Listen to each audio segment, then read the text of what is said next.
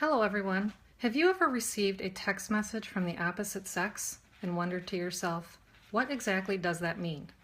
Or why is their text message so short? Why must they text me such long responses? Or simply, why didn't I receive a text back? My name is Maureen Ferguson, and my group is reporting on gender differences in communication. The purpose of my report is to show the gender differences in communication via text message, email, or any sort of electronic communications. There's definitely been a lot of research done on the differences between male and female responses when it comes to electronic communication. Most of my research came from websites such as Rajmi's blog, latpublishing.com, cosmopolitan.com, phys.org, the Journal of Children and Media, and various websites such as that.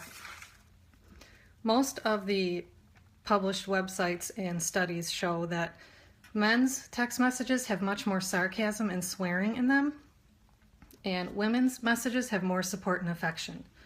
Males tend to send shorter messages that are centered around one subject, whereas women send messages that are longer, can contain more than one subject, usually have a beginning, a middle, and then some type of closing in their messages. Women tend to speak more affectionately through text messages, therefore they are more expressive in that type of communication, whereas men are more blunt and are more likely to send one-word answers such as the dreaded K instead of okay, or something along those lines. Women are much more likely to use emoticons in their messages because women tend to express their feelings in writing more, and men do not use emoticons as much because they feel that emoticons can be emasculating and they don't feel the need to use them. A large percentage of women feel that it's absolutely necessary to have an ending to a electronic communication, such as a bye or a see you later, whereas men don't feel that it's necessary to end conversations all the time, and sometimes they feel, depending on a situational conversation, that it's just assumed that the conversation has ended. These results all seem to run true when it comes to teenagers and texting regarding the different genders. Teen girls view text messages by teen boys as short and brisk, whereas the boys seem to see girls' text messages as being overly long, prying, and containing unnecessary information. In conclusion, I think it's safe to say that women, just because a man doesn't text you, doesn't mean that something is wrong. They don't text back all the time right away. And I would say to men that just because a woman may feel the need to text you more often than you feel the need to text her does not mean that she is being needy. Recognizing the differences that I explained in this report and the use of electronic communication and how our genders are different will help us learn how to communicate with each other better. Thank you. Hi, my name is Dominic Galano, and my group members and I chose to do a presentation on the topic gender differences in communication. People use gender communication to express their feeling, emotion, or even opinions, whether it's through verbal or nonverbal use. My group members and I all thought this was an excellent topic to talk about just because of how diverse it is, not only through the body language, but through nonverbal and verbal use. This is something that happens in everyday life, and we thought it would be interesting to talk about. We have Maureen and Danielle and I, those are our three group members, and we all chose to talk about something different through the gender differences in communication. Danielle chose to talk about the verbal gender differences in communication. Maureen chose to talk about the text messaging males and females have their differences, and I'm going to do the nonverbal gender differences in communication. Based off my own personal experience, or even some research that I've done on Google to give me more in depth about the gender differences. So to get into my first point, I'm going to discuss the men smile less than women. I see it all the time where a lot more guys are a little more grumpy. I see it on a daily basis at the restaurant. I see a lot more women smiling than a guy, than a male. So that's one big thing that males and females have from each other. Second, women play with their hair and clothing and place their hands on their lap, while men use a lot of hand gestures when it comes to face-to-face conversations. When it comes to crowding, I see it all the time. A lot more of men have negative intentions when it comes to big groups of crowd. Say you're at a bar and a guy bumps you. As a male, you're going to have a lot more negative intentions to react to something bad.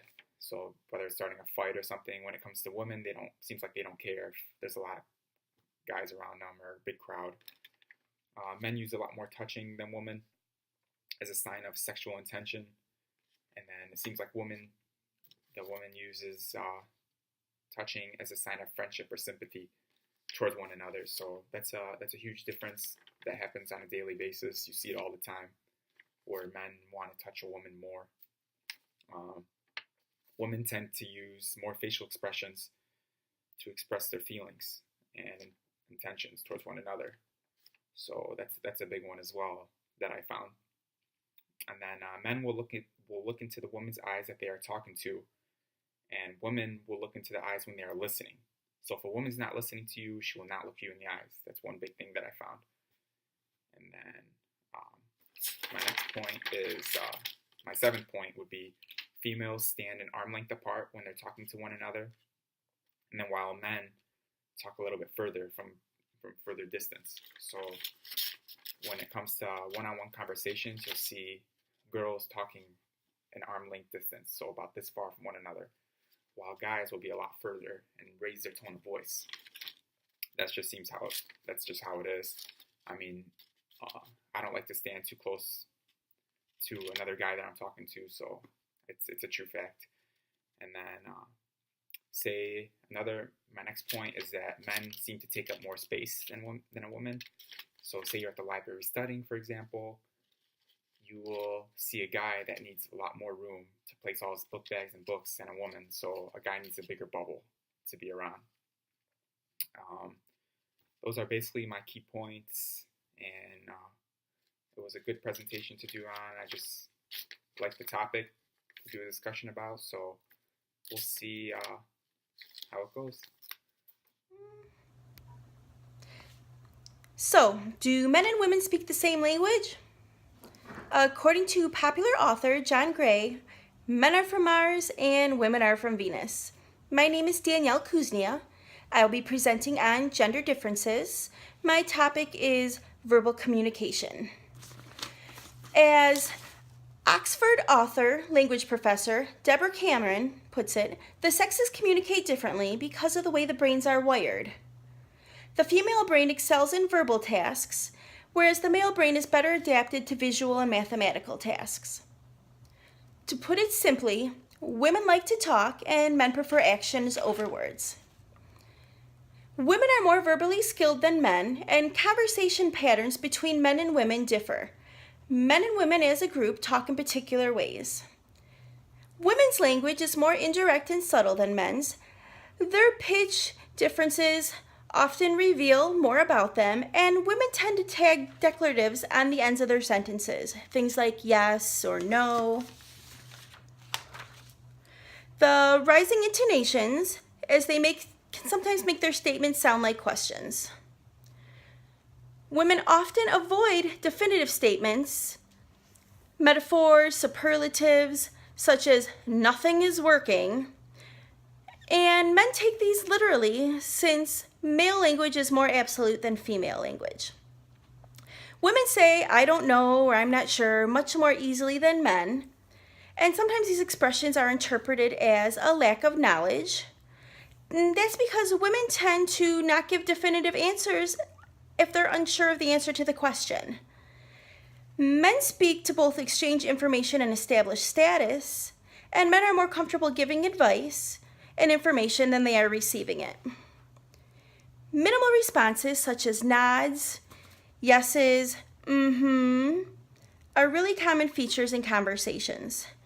These responses often lead to male and female miscommunications. It can lead to disagreements, arguments, etc. This is because for women, this response simply means that she's listening. It doesn't necessarily mean that she agrees. For men, it has a stronger meaning, such as, I agree with you. When they say it, they mean it. They're acknowledging the question.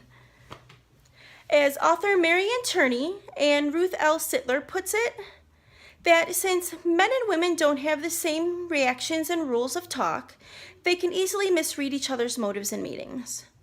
Unfortunately, this is something that commonly happens, as the differences between men and women communicating, they can be vast with verbal communication. There are many types of communication between men and women. Verbal communication is just one of them.